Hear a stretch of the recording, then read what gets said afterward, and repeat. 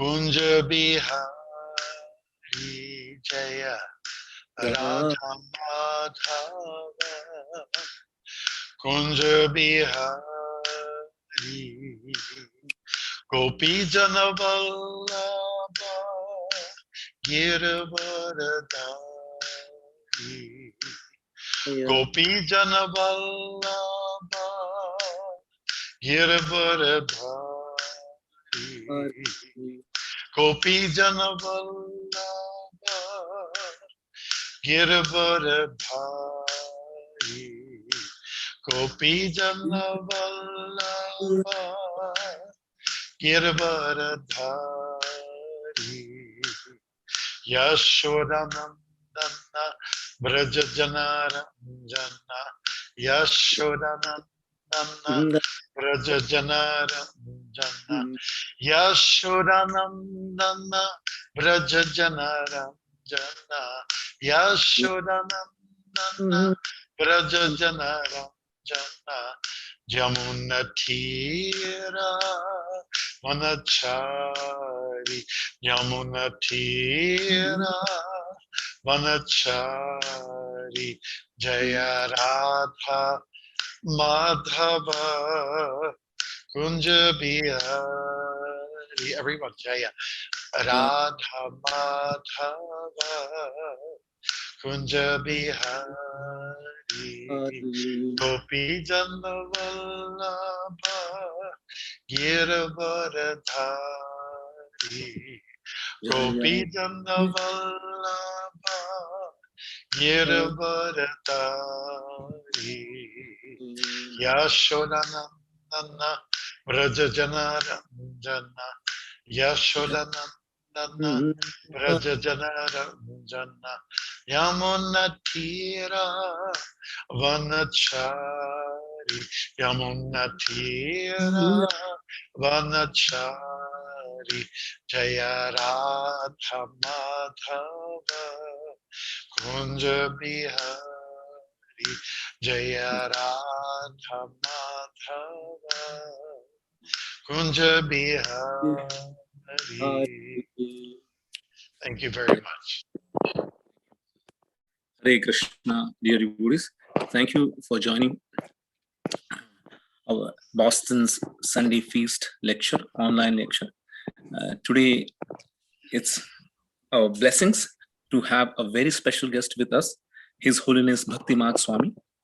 Bhakti Marga Swami, born in Chatham, Ontario, Canada, is also known as the walking monk for having trekked 4 times across Canada. Keeping with the spirit of pilgrimage, he also crossed the USA, Israel, Ireland, Guyana, Trinidad, Mauritius, and the Fiji Islands.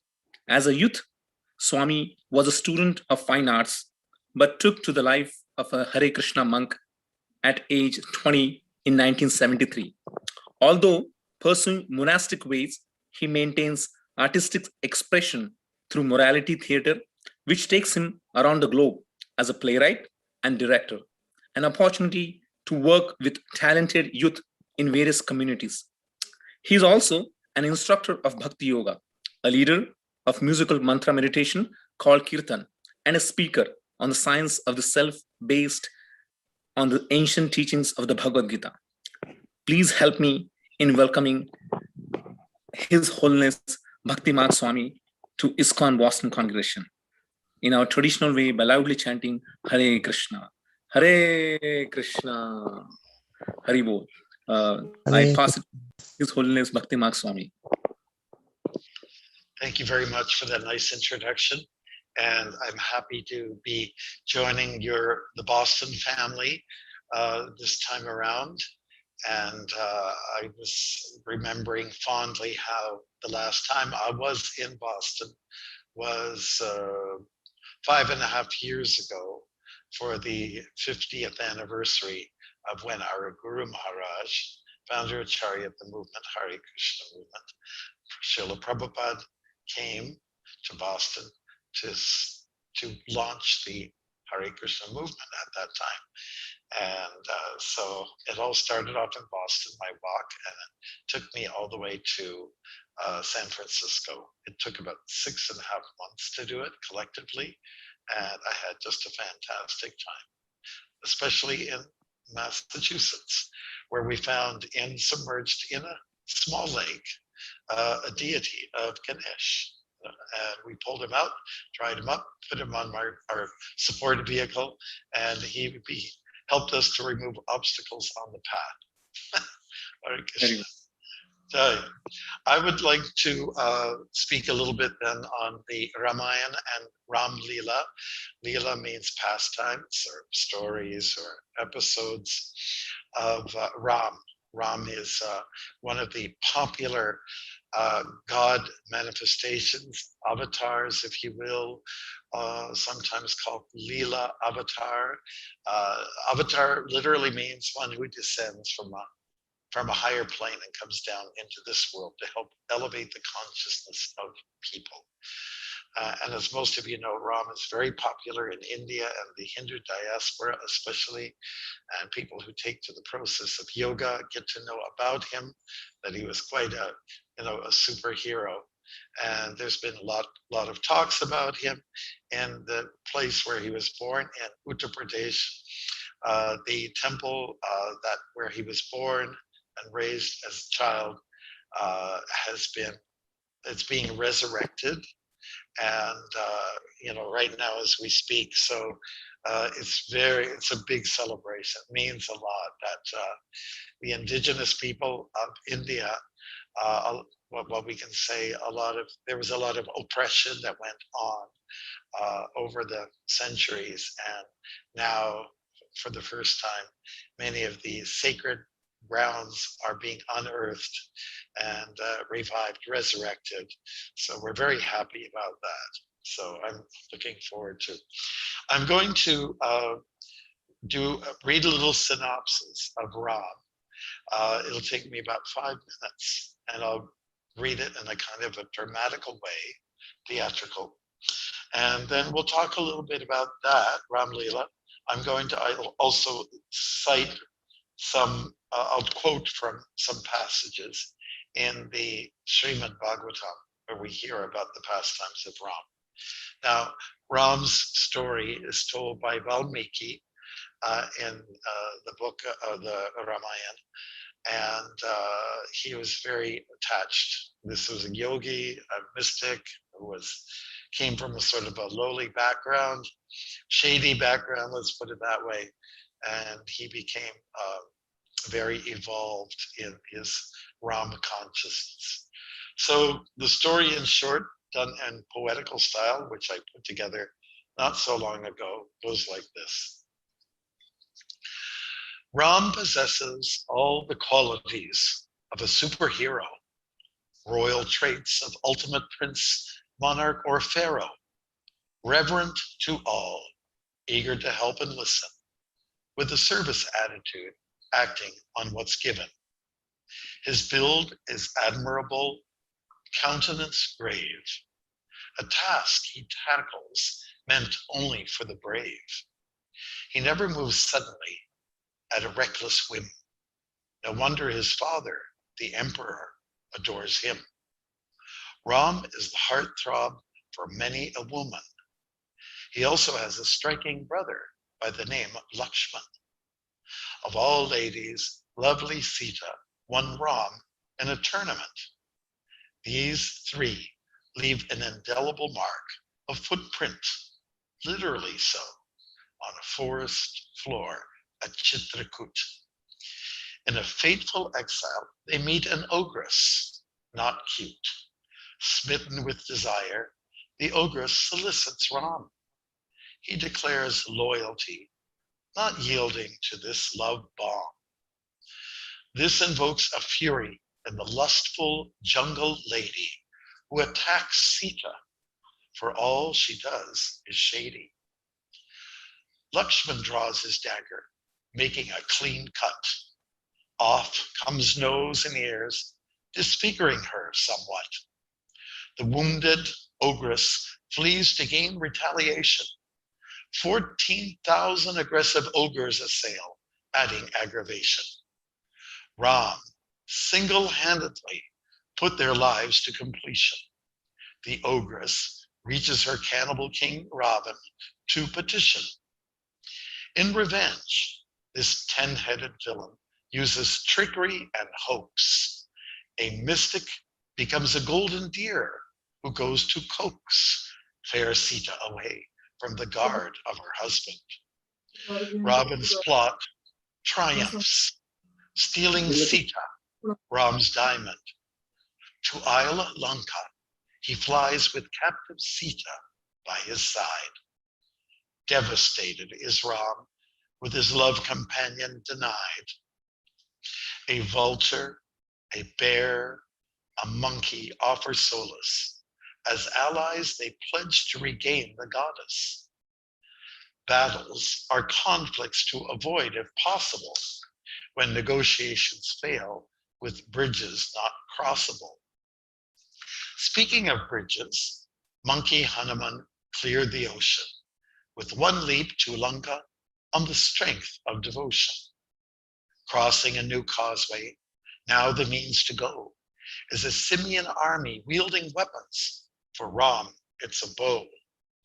A clash between mean man and monkey is a fierce fight. Casualties are plenty, as all exhibit such might. The turning point, a fatal arrow hits Ravan's navel. The only bodily location Ram finds unstable. The 10-headed fiend's legion is completely defeated. But what now of Sita? Has her life been depleted? All this while, it appears Sita's in captivity in a grove of Ashoka trees, devoid of festivity.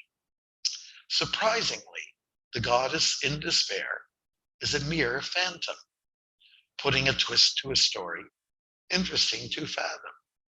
When Sita was abducted, she prayed for the fire god. He gave her protection. For this, we must applaud. Then an illusory Sita was suddenly manifest. The joke was on Ravan, who thought he had the best. But then we wonder, did Ram too get tricked? The drama plays out, so emotions can be gripped. Ram, Sita, Lakshman, and a 14-year ordeal. Hanuman joins. They return home to Ayodhya to reveal more divine and sweet pastimes of a mystical kind. Tales of Ram are for a happy heart and happy mind. Jai. Thank you very much. That's called Ram, the pastimes of Ram, in a synopsis format, poetically done. Thank you for listening. Now, like the other popular epic from India, the Mahabharata, both these two stories, the Mahabharata and Ramayana, center around the distress of a princess or a queen. Like the whole world becomes, let's say, all stirred up because of the abuse towards a queen. So in the case of the Mahabharata, it was Draupadi, and there was an attempt to dishonor her and the vicious assembly of the Kurus. And then here in the Ramayana, there was an attempt made by Ravana to abduct Sita. And of course, he really could not get, we say, fresh with her, because Ravana, although he was a powerful and in many respects a handsome looking man, he was under a curse that if he was to be forceful on a woman, his body would crumble up, crack up into millions of pieces like broken glass. So therefore, keeping that in mind, he realized that he has to be very careful in dealing with Sita. So the story is that he kidnapped her. It was a trick. It was a lowly trick. He dressed up in sadhu's clothes, like, saffron or like the kind of color I've got on. Maybe it's a little intense. I hope it doesn't hurt your eyes. Or like now we see robins coming out. When I see a robin, I think, oh, here's a sort of a half of a monk, half of a Swami. He's got that color, right? Especially the male birds. They have this a very intense red-breasted kind of body. So Sita was kidnapped, or there's an attempt made to her kidnapping, and she was taken to the Isle of Lanka. And there she was held captive by Rakshasis or ogres, and they were not very nice ladies. That community were known to be cannibals. They ate human flesh. They would have a lot of partying going on, and their bodies were somewhat distorted. Like they'll have a human body, but the head of some kind of an animal, or ears of an elephant, or something very odd and strange about the species at that particular time.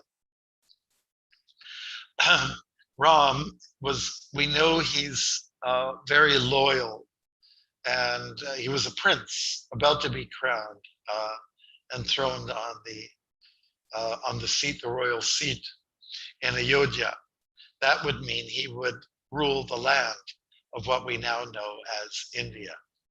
But there was an interesting turn of events, and Ram had to go into exile for some time. That was for 14 years, along with his consort Sita, and along with his brother Lakshman. So sometimes we hear people complaining, oh, we're locked down, oh, we're staying in the house all the time.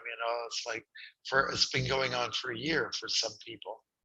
And when we hear people complaining like that, we just have to say, relax, just relax. Look at what Ram had to do. He got defamed. He was, put out there in the bush, into an area, Dandakaranya forest, exile. He was a little bit used to the cushiony lifestyle of a prince, but now he and his wife and brother were in exile, in living in the land of great risk. So they endured austerity. And so I think that we can probably endure the same kind of austerity, of course, much more on a small scale. And when we look at the epic, the Mahabharata, same thing. The Pandavas were in exile for 13 years, 1 year less than what we hear in the Ramayana. And they were incognito, and they were not to be seen. And they were tucked away, hiding, but going through austerities. So austerities, or what we call tapasya in Sanskrit, it's not a negative thing. It's actually a positive thing. It just means that you have to tighten your belt a little bit. It just means that you have to, it means voluntarily to accept some inconvenience for a higher purpose in the end, for building character and so on like that. Let's say if we were all to live on easy street, and everything, we were served at our hands and feet, everything that was wanted, anything that money could buy. Well, you would become a very pathetic, complacent individual, and you will take things for granted. And you will become basically a spoiled brat. So austerity is good sometimes. So I like to think of this epidemic that's going on as not the worst thing that's happened. My parents went through the Second World War. They went through the Depression. And when they described to me the details of what they went through, you can say about what is happening for people today with the coronavirus. So it's nothing. It's nothing compared to what people had to go through just 80, 90 years ago. So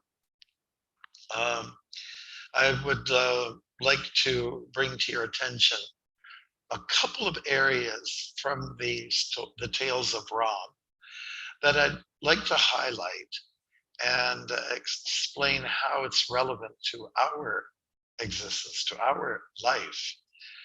So first of all, I would like to bring to your attention something that happened after Ram had defeated Ravan on the Isle of Lanka and had come back to Ayodhya. Naturally, he was installed as the king, and we're not highlighting his birth so much because Ram Navami, which is coming up, is to do with Ram's birth. But we're really just talking about his attributes, his qualities. So we mentioned that he had those qualities of forbearance and being charitable, to being fearless, to being humble also at the same time, and to be have a lot of conviction and to be very dutiful. So he was dutiful to his parents, his father, who asked him at the snap of a finger, okay, you're going to have to leave. He was just about to be installed under the Pusha star the following day. And just when that was about to happen, the sad news was delivered to Ram and said, I'm sorry. Dasratha says, I'm sorry, son. I'm not going to be able to crown you. In fact, you'll not be enthroned. You will be living in exile. And this is fate, this is providence, and there's nothing I can do about it. And upon hearing that, Ram just said, your wish is my command, Father. Whatever you wish of me, I'll leap into a fire. I'll jump off a cliff. I'll do as you like, because I know this is the emblem of Dharma. Dharma means to do what one ought to do. It means to get to the essence of what needs to be done. Let's use the word duty, and duty, Dharma. And so Ram had that kind of disposition. He didn't pick up a fight with his dad, just like sons and daughters do with their parents. They like to pick up a fight. They like to argue, Mom, Dad, and they will refute sometimes what their parents will say. But Ram wasn't really like that. He didn't raise objections. He was just, he was just flowing like a river over the Cascades. That's the kind of personality he had. So when Ram came back, and during his absence, his, let's say, royal shoes were placed on the throne by his brother Bharat. And those shoes were supposed to be ruling now. But shoes are fine, especially if they're royal shoes and there's holy dust on them. But, just like we're finding out today, listen, I'm taking a course at university and I'm dealing with a machine. I want to deal with a person. I want to talk to an individual. I want a teacher in the flesh to tell me and to guide me and steer me in the right direction. That's the way a lot of people are feeling these days. They don't like to feel cooped up so much. They want to deal with real people. So the residents of Ayodhya and North India, they were very much hankering to have Ram back. They felt really bad that they lost him for so many years. And like by modern day standards in the democratic world, if we're talking about 14 years, that'd be like about 3 terms. I mean, here in Canada, we have you run for 5 years. I think in America it's 4 years. So Ram was gone during all this time. People are feeling very forlorn, and shoes don't quite cut it for them. But when Ram did come back, it was a glorious event, and that's what we call Diwali, the New Year, celebrated with lots of lights, not exactly like this, but lights that will light up your night and give hope. The presence of Agni, little tongues of flames everywhere. And when Prabhupada first came to the movement and started, in America, and he started a branch in New York, and then he went to San Francisco. The devotees didn't know what Diwali was, and they heard of this expression from some of the new immigrants from India. And Prabhupada explained it's the birth of Ram, and it's when, when Ram had defeated Ravan, and he'd come back to his own domain. And so people are celebrating with lights. It's a joyous event. And so this is, we are honoring Ram's particular pastime. So when he started to rule, he did a really good job. They loved him. And there's still a phrase, Ram Raj. Sometimes political parties in India call themselves Ram Raj, because just reminiscent of how Ram was with the people. He was so good with them. You know, he looked after them as a monarch. He did his job. So there's oftentimes a common occurrence that happens. We see it also in the Mahabharata with Yudhishthira. A challenge force would be sent off to neighboring kingdoms, and those neighboring kingdoms would have the option to take up the challenge against the prominent king, which was Yudhishthira at the time. And if he did win in some combat, some contest, then he would be able to basically take over and be the king, overthrow the king. And if one is defeated by the king, like in this case, the Lord, the sovereign of the world of earth, it just meant that everyone had to submit to him. Kings or maharajas from the neighboring countries would have to submit to him and bow down. Okay, I'm a king, but I'm a little king. You're the big king. So Ram had, followed this particular tradition, and he told his brothers, he had Lakshman and Shatrughna and Bharat. There are three others.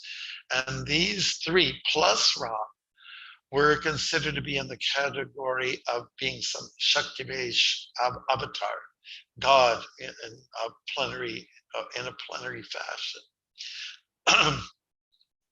And so Ram, what he did, he told each of his brothers, well, I need you to go and send that challenge force and get out there and let everybody know that I'm the king, and we will cooperate together, but you have to cooperate under this regime. And so they went out like that. And I'm just going to share with you something that I'll relate to you this verse, and then I'll put it into our modern day context, how relevant it is to people that are members of the Krishna consciousness movement.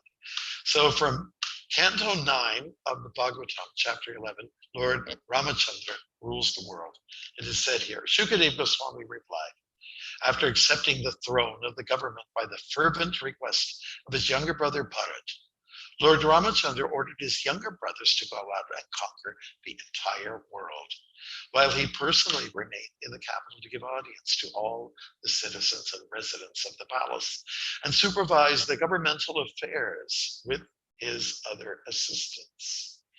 So Prabhupada goes on to explain that the Supreme Lord does not allow any of his devotees or assistants to be engaged in sense gratification.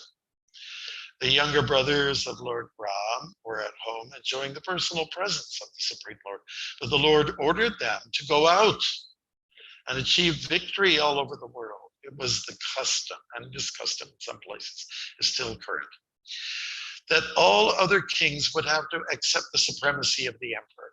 If the king of a small state did not accept the emperor's supremacy, there would be a fight, and the king of the small state would be obliged to accept the emperor as supreme.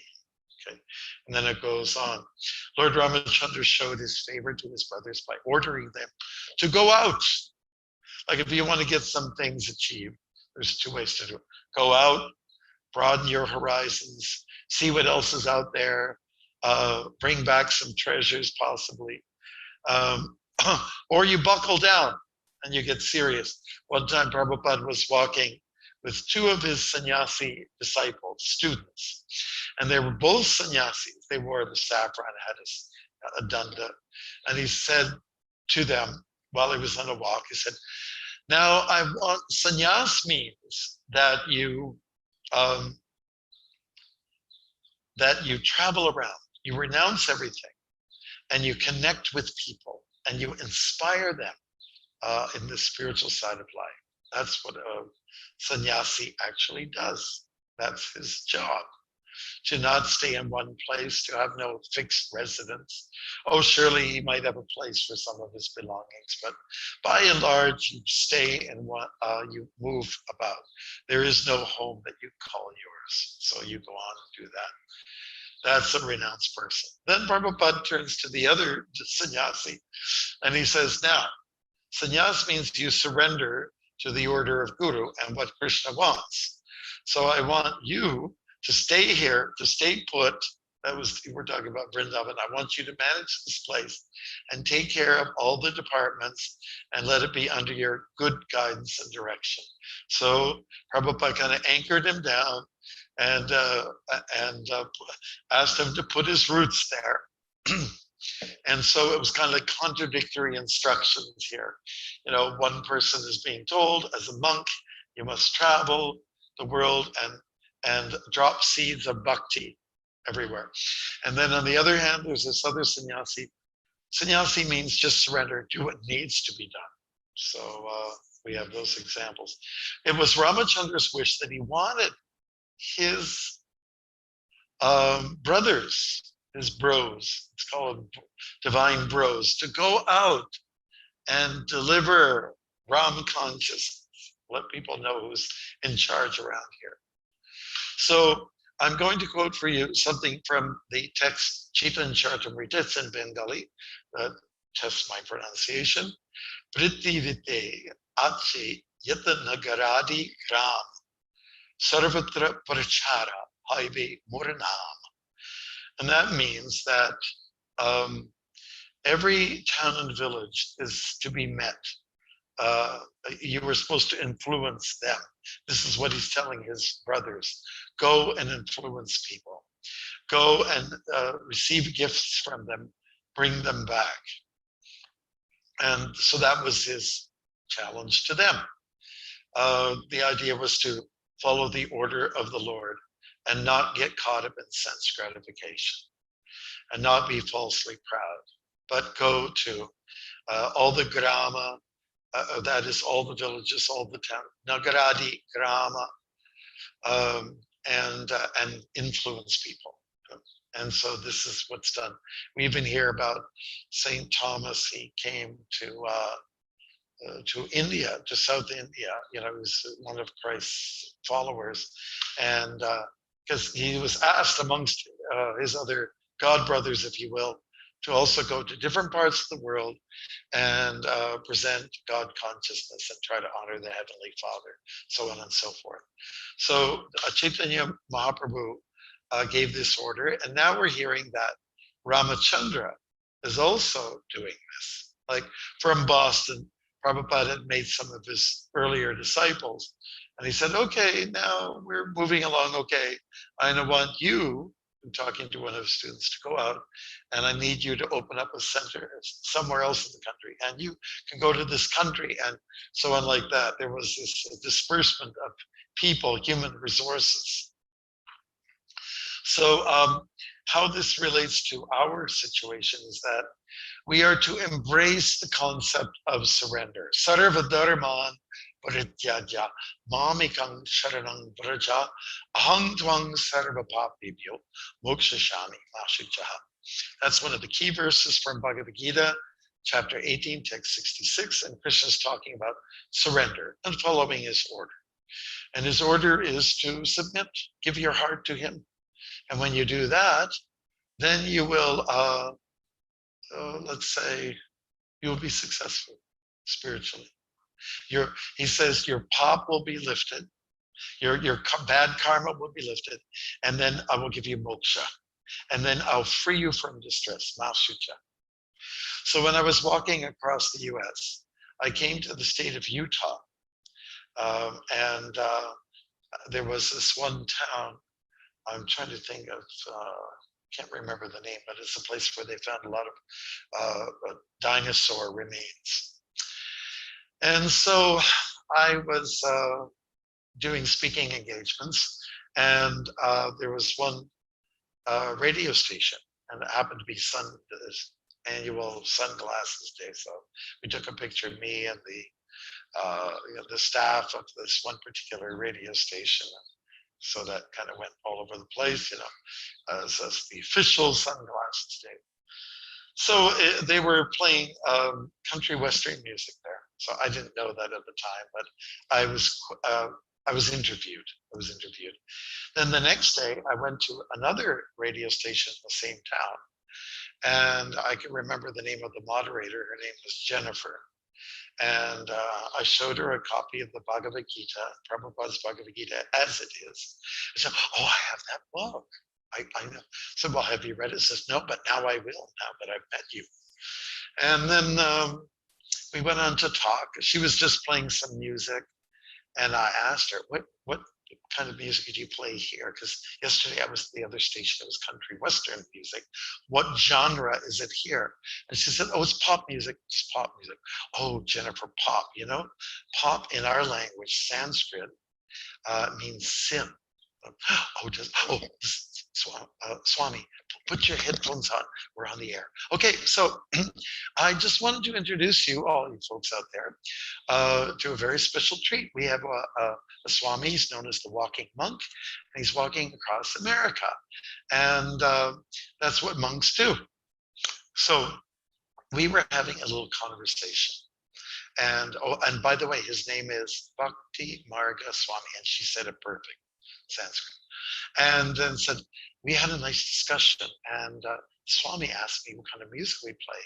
And I said, it's pop music. He said, well, pop in our language means sin. He said, and you see, that's why we have him on the station here, to deal with our sins. That's why we have the monk here. So I thought that was kind of cute to relay that to you. So Krishna is saying he'll remove karma. He'll deal with your sins. And, but on our side, the other end of the deal is that we must submit. We have to give our heart to Krishna. So look at the commitment that Ram had for Sita and vice versa. Look at the commitment that Lakshman had for his brother, his big brother. Look at the commitment that Hanuman had for Ram. He showed so much loyalty. You couldn't break his feelings for Ram. And to this day, like for me, Hanuman is one of my favorite heroes from the Vedic tales, because he has a tail too. No, when I say Vedic tales, Tales. So why Hanuman? Because, well, he had honored chastity all his life. He was celibate all his life, and he was very strong, very powerful. So strong in two ways, physical and also in a psychological way. So Hanuman becomes the hero for many, inspiration for many, many people, and especially a lot of young men. They love Hanuman. So it is said here in the Ramayana, my Lord, from this day on, I am yours. So the idea is one of surrender, of devotion, is that I submit to you whatever you want. Your wish is my command. So it is Prabhupada's wish that we also share the stories of Ram with the world and get it out there and let people know about this superhero. We live in the age of superheroes. But I would say Ram excelled in this superheroism, because usually when we look at superheroes, whether it's Iron Man, Superman, Batman, everything but Hanuman, we see that they're out to take care of the people. Paritranaya sadhunam, there to protect the sadhus, the pious people, the innocents, And so that was one of the reasons why Krishna and Rama also descended to this world for the same reason, to deliver the pious and to subdue the demonic forces, and then to establish principles of religion. That's stated clearly in the Bhagavad Gita. So from our side, we simply need to surrender, and then all good things will come our way. We need to submit and pick up the spirit of Hanuman, saying, Ram, I'm yours. Tell me what you want me to do. So that's one aspect.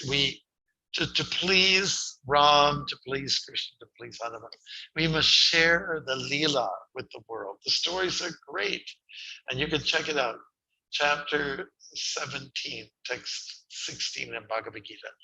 Prabhupada explains there that the control of the mind comes from immersing yourself, your thoughts, in divine things, divine stories. So he recommends, let's read the Ramayana, let's read the Mahabharata and the tales of the Bhagavad culture, and absorb your minds in these things. And then you'll keep your mind and your heart clean. So the other thing I want to share with you about the Ramayana is stated in the, more, let's say, brief pastimes of the tales of Ram, found in the Srimad Bhagavatam. And we all know that Ram and Sita were separated, because she was taken away forcibly by Ravan. And now they had regained their status, being the members of the royal family in Ayodhya after Ravana was defeated.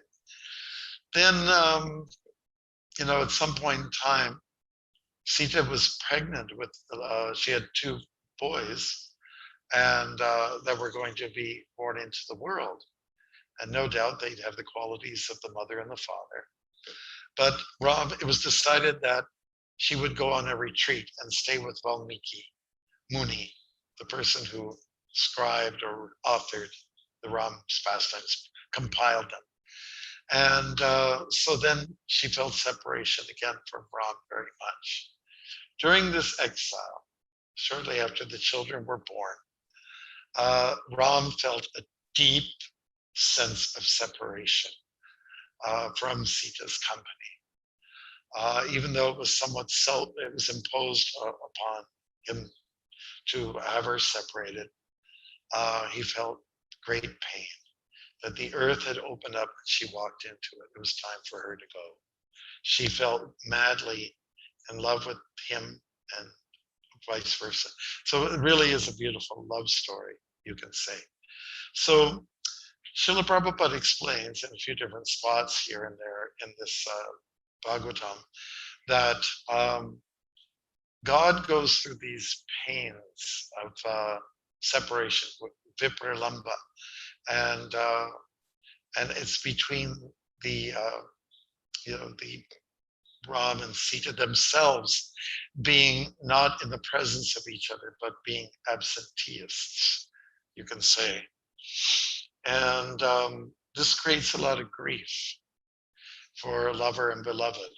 And people know that in the material world, it's like that. There's people sometimes are madly in love with each other, and they almost go a little bit imbalanced because of it. So even Ram himself was just ready to destroy the world when he first saw that Sita was being kidnapped. He saw prints in the footprints where she was struggling. Some ogre had come and taken her away, and that ended up being Ravan, of course. So he was so angry, he was so emotional, and the whole idea is that we're supposed to be gripped. Our emotions are emotional buttons are pushed, in this beautiful story, and it will immerse us, absorb us. It's a little bit of a divine trick by God. The point is that here in this material world, we all have attractions and repulsions. Many people are drawn to another individual, and then it doesn't take too much for them to feel a disdain or feel a separation. So from chapter 11, text 17, the attraction between man and woman, or male and female, always exists everywhere, making everyone always fearful. Such feelings are present even among the controllers like Brahma and Shiva, and is a cause of fear for them, what to speak of others who are attached to household life in this material world. So this same kind of dynamic of God and his divine energy having this strong commitment to each other, and then they're separated and they feel somewhat heartbroken, like a broken man and woman who are not able to live with each other and not able to serve each other. So this is another lesson to be learned, that we cannot be too caught up in our feelings. And I'd like to say that I'm going to throw this in there for you.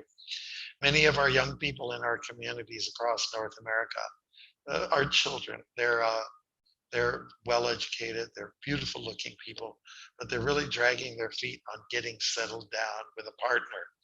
So I usually, when I meet these young folks, I say, how are things doing? Okay, you got a job, everything's doing good, everything's cool. How about getting settled down? And they said, what do you mean, settled down? I said, I mean, did you find somebody so that you can live a full life? You know, there will be children, you satisfy your parents, they become grandparents, and so on like that, and go through the full experience of biological need. You know, unless, of course, you're going to be one of these, you know, oddballs and be like a Swami or a monk throughout your life. So we encourage people to go through this, and then they will feel also pain of want and also sometimes not wanting. And when you raise children, it's a big sacrifice. And what comes out of it was, well, just that you learn detachment. And at some point in time, your children will say to you, I'm on my own now, Dad. I'm on my own now, Mom, Dad, and Pita and Mata. I'll take care of myself, and hopefully they'll say, I'll take care of you, because you looked after me for 20 years, 25 years, so I'll take care of your final 20, 25 years. That should be the universal deal that goes on. So the story of Ram Leela, the storyline is very easy to follow. And there's a lot of other, you know, people, this is a common theme, you know, storyline, shall I say, that you find like even in the Star Wars movies or something like that, where it's kind of like a copy of the Ramayana and helping the damsel in distress, you know, trying to deal with an empire that's trying to come and take over.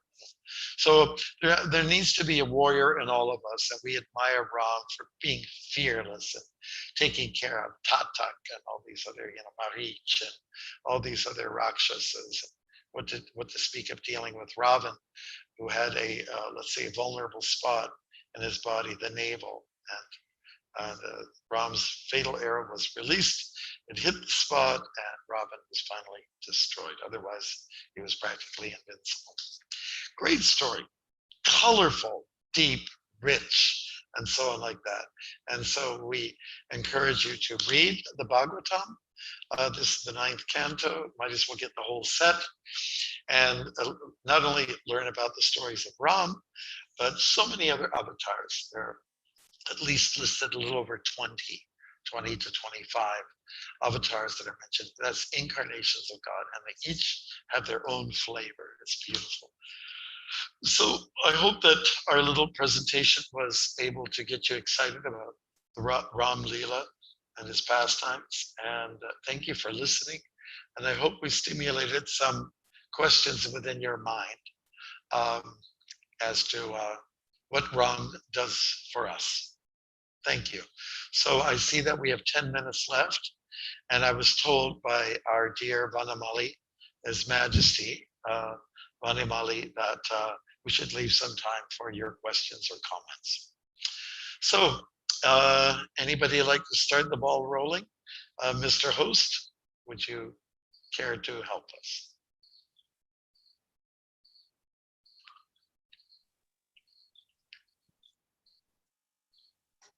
Are you there? Okay, then while we're waiting. Hare Krishna. Okay, good. Hare Krishna Maharaj, thank you for the class. Thank you. So I've just one question popped up. So like, so like you were sharing about how within our movement, like how you encourage, like how you encourage people to get, you know, the full experience of the life. Like how, so like it's looked at different ways, right? By different people, like different perspectives, like some consider it as a positive one, some consider it as a negative one. So like from a Vedic perspective, what is the right understanding? Like getting married, having kids, Yeah, getting the old, Vedic, sure, the Vedic perspective goes like this, is that when we're young and let's say impressionable, we are taught about the stories of Ram and Krishna, etc. And then we go to school, and traditionally would be you go to the Gurukul and you learn from an advanced soul, a saintly man, right? Especially if you have Brahminical inclinations, or inclinations as a warrior, and so on like that. So these were the boys that were trained up mostly, and they would go into the experience of learning, educational institution called the Gurukul, and then at some point in time they would get married. Usually it was around 20, 25 years of age, and then 25 years would be a lot of fulfillment in terms of raising a family. And then after that, maybe somewhere between 50, 60 vanaprast, you get the consent of wife and children, that the man, if he so chooses, he'll go and be a wandering mendicant and just roam and so on like that. That's the tradition. Very few people did that wandering mendicant thing, but at least you were supposed to, be very God-centric, in your lifestyle, follow the laws of Dharma. And so that is the way. Some people will stay celibate throughout their life, but that's very rare. So we should encourage people to go through the biological clockwork of the body and to get settled down and learn more detachment through serving a spouse, serving children, serving the extended family, and learn detachment that way. And if somebody doesn't want that, then I would say, be a brahmachari then. There is, in the Vedic sense, there isn't the in-between. There isn't. I'm just talking about traditionally how it works. So most people do get married, 99.9% of people do. And hopefully if you're very strong, spiritually strong, you'll stay married until your duty is finished. Like divorce or separation is discouraged, but it does happen sometimes. So maybe that's your observation, but in a nutshell, that's what I wanted to explain to you. Yes, yes, Maharaj. Thank you very much. The point is that when you take responsibilities for others and serve them, you will continue this mode of service to the divine, to God, after you've sort of maybe stepped away from family and do what many great kings like Yudhishthira have done and others.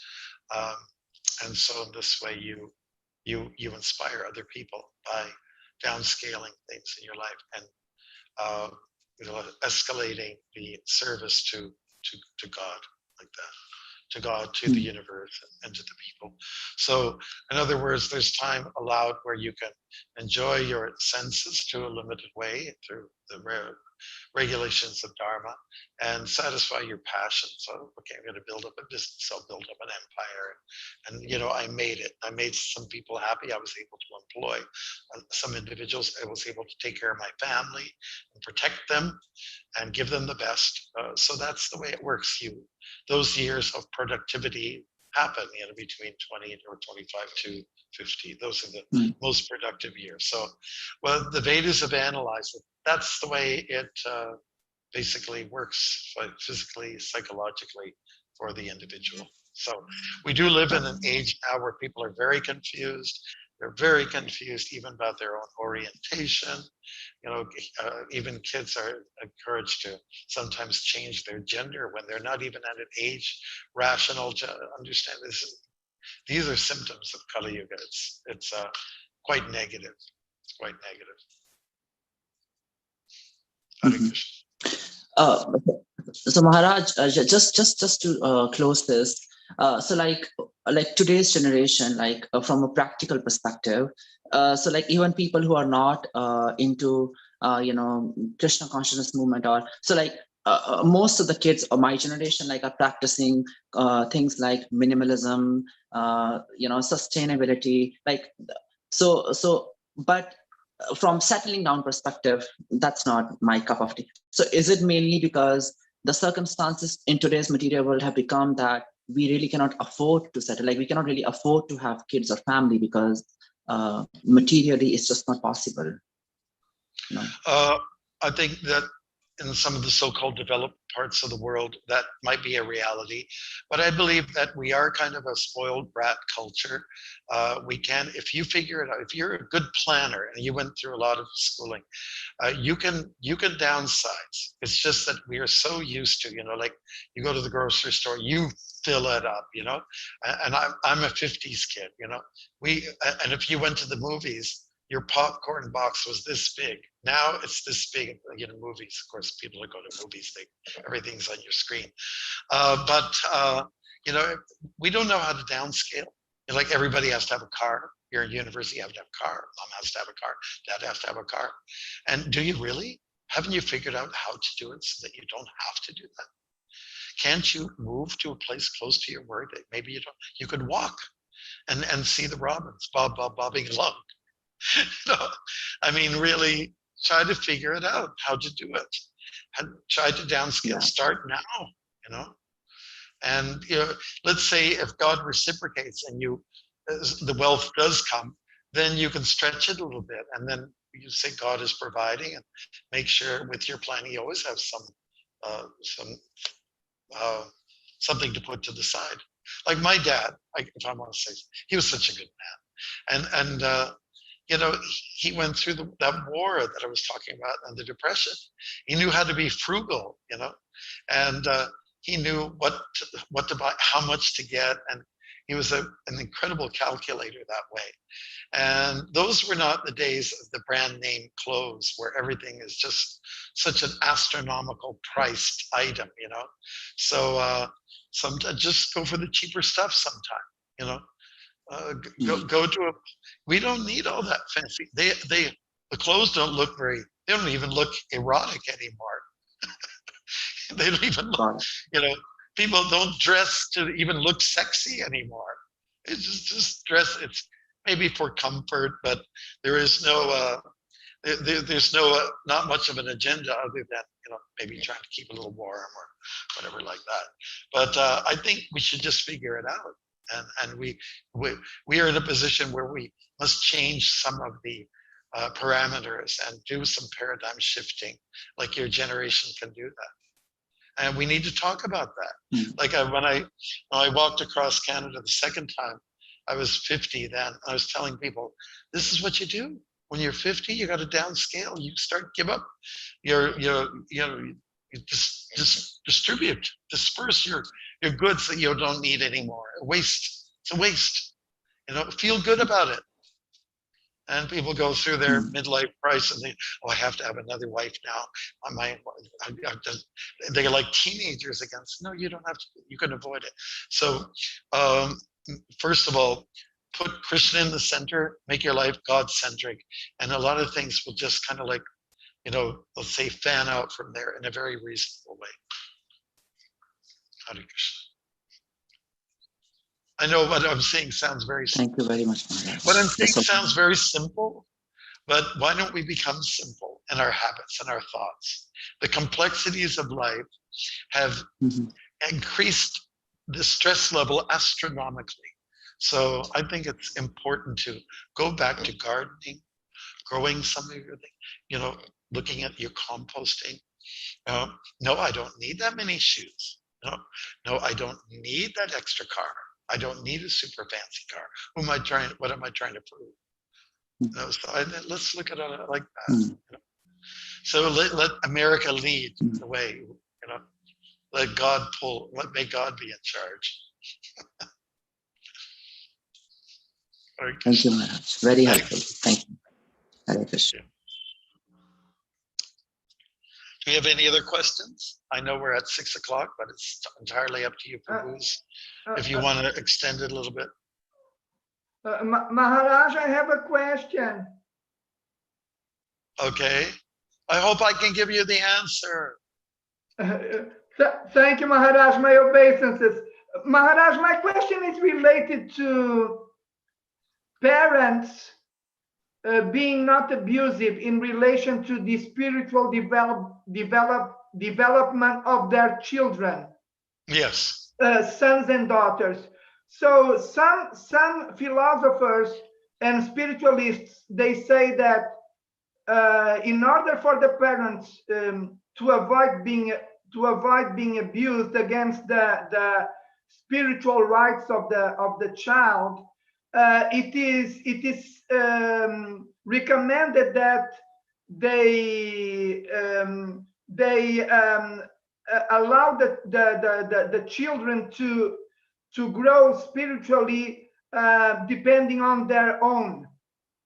Okay, I think I understand what you're saying. Yes, please, Maharaj. You want me to comment? Okay, so the thing is, it is a fact that sometimes people of a strong religious tradition, they become a little bit oppressive towards their children, and they insist, you must do this, you must do that. So the thing is, what I found to be most helpful for children, child rearing, is make the spirituality fun. Let it be enjoyable. You know, like the stories, of course, cannot, let's say, nothing can match their richness and their magical lessons. So that we have the stories there. No doubt they love prasadam, but we can ask them to maybe do a little chanting or something like that. Just spoon feed. Everything should be delivered with a little bit of honey on the spoon, you know. But if we become like very, very forceful and dictatorial and too rigid, and then they see what really turns off young kids, well, mom and dad aren't happy. They're just like army officers, you know. They don't seem to be happy. Why should I be like that? I want to be happy. So usually, you know, example is better than precept. So demonstrate to the children how you're happy in the execution of your bhakti, and they'll see that, oh yeah, I think that what they're doing is on the right path. And adolescents, they tend to sort of go out and experiment a little bit, and sometimes they get a little bit into trouble and fall into a little bit of a trap here and there. But if they always know that they can come back to their parents or their home life, at least for visits, and see, hey, mom and dad got it right.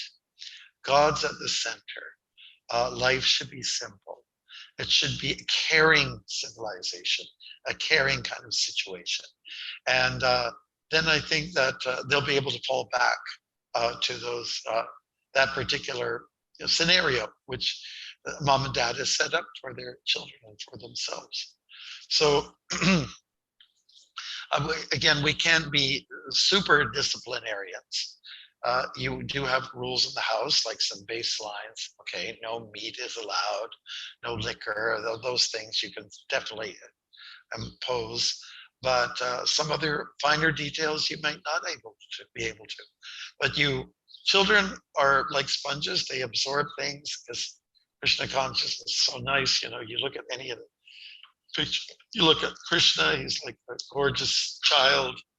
Or just look at all the, you know, just all these particular stories and events of Shiva's, you know, the Ganga coming down to the earth, and Lord Ram breaking the big bow to win Sita in the tournament, and building the bridge over the water. This is all very fascinating. And then monkeys fighting these cannibals, like it's very, very, very intriguing.